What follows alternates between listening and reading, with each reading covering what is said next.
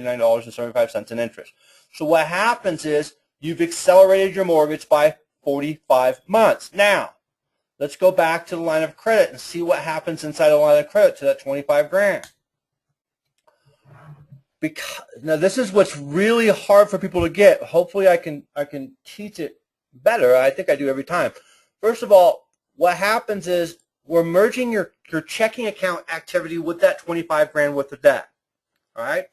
So we start to deposit our paycheck into the line of credit, and notice it says deposit/payment because that's what it's logged as. When you move that money from your checking account into the line of credit, they log it as a payment. So in this particular example, he got paid on the 1st, so the line of credit dropped balance by $3,100 on that day. So what I've done is I've saved compound daily interest on $3,100 for that moment in time. If it's stuck in my mortgage, you're paying interest upon interest upon interest. Your mortgage compounds every single day. Every single day. There's one line item on your mortgage statement that says the interest, which is for the whole month, but it's compounding every day, and that's why your mortgages are front-loaded with so much interest. Now, by moving it to the line of credit, what I'm doing is I'm parking my paycheck against that amount of my mortgage for that moment in time. Then I begin to pay my bills out of the line of credit. All right, so I have living expense here 0, your food, your gas, your clothes, and all that. And in this particular example, let's go to this person's living expenses. They spend $2,923 a month on average on living expenses, food, gas, insurance, all that stuff, okay?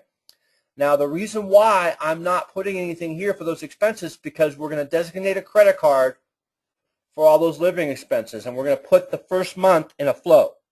Let me tell you what I mean.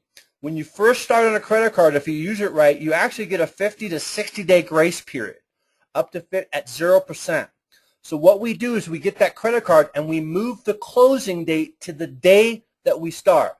And let me back up because I just went way too far. So we start with the day that you're at and identify a credit card, preferably World Cards with 0 balance. We call the credit card company and move the closing date to the day that you begin with. The closing date is not your due date. That's the date they close out the monthly cycle.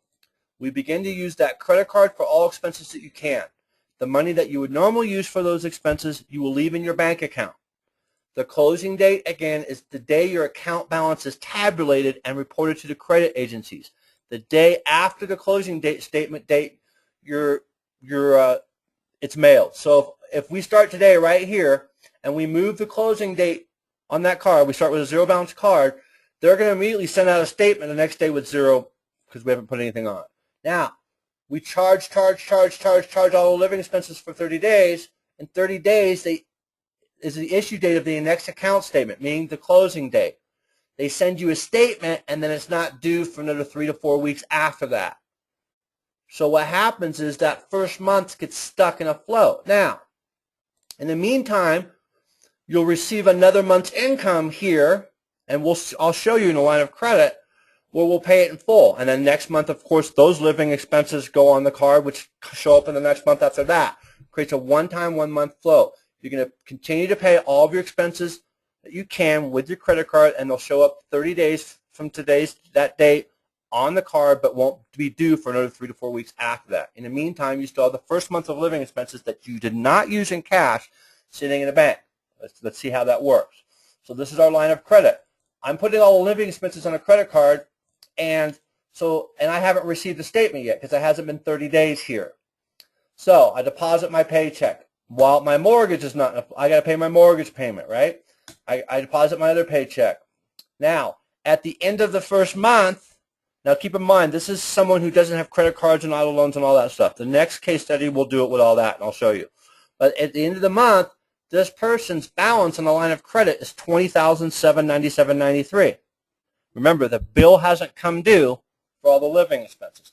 So what we do is we want to max out that line of credit every month. So 25 grand minus $20,797.93 leaves $4,202.07 available credit before it's maxed out.